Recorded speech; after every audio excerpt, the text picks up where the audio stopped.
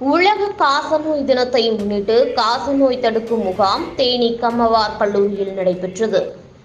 காசநோய் காற்றின் மூலம் ஒரு நபரிடமிருந்து மற்றவருக்கு பரவுகிறது. பொதுவாக இந்த நோய் கிருமி நுரையீரலை தாக்கி மனிதர்களுக்கு மூச்சு விடுவதில் சிரமத்தை உண்டாக்குகிறது. சில சமயங்களில் உயிர் பிரியும் நிலை கூட ஏற்படுகின்றது. காசநோயின் அறிகுறிகள் 2 வாரங்களுக்கு மேல் இருமல், காய்ச்சல், பசியின்மை, எடை குறைதல், உடல் சோர்வு, இரவில் வியர்த்தல் போன்ற அறிகுறிகள் தென்பட்டால் அருகிலுள்ள அரசு மருத்துவமனையை அணுக வேண்டுமென காசநோய் ஒழிப்பு திட்டம் துணை இயக்குனர் அவர்கள் ஒவ்வொரு மாவட்டம் தோறும் விழிப்புணர்வுகளை ஏற்படுத்தி வருகின்றனர்.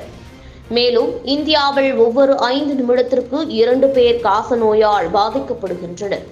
ஒரு நாளைக்கு 1150 பேர் பாதிக்கப்படுகின்றனர். ஒரு ஆண்டிற்கு 4.2 லட்சம் பேர் காசநோயால் பாதிப்படைகின்றனர்.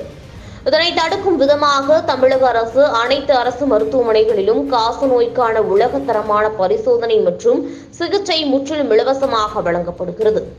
6 மாதங்கள் தொடர்ந்து சிகிச்சை எடுத்துக் கொண்டால் காசநோயை முற்றிலுமாக குணப்படுத்தலாம். இந்நிகழ்வில் டாக்டர் ராஜபிரகாஷ், துணை இயக்குனர் மருத்துவக் கல்லூரி தேனி டாக்டர் தர்மலிங்கம், கல்லூரி முதல்வர் தேனி கமவார் சங்கம், பாலிடெக்னிக் கல்லூரி செல்வகுமார், தேனி கமவார் சங்கம், பாலிடெக்னிக் கல்லூரி மெர்சி அன்னபூரணி விலாசம், தொண்டு நிறுவனம் விருதுநகர் மற்றும் கல்லூரி பேராசிரியர்கள், மாணவ மாணவியர்கள் கலந்து கொண்டனர்.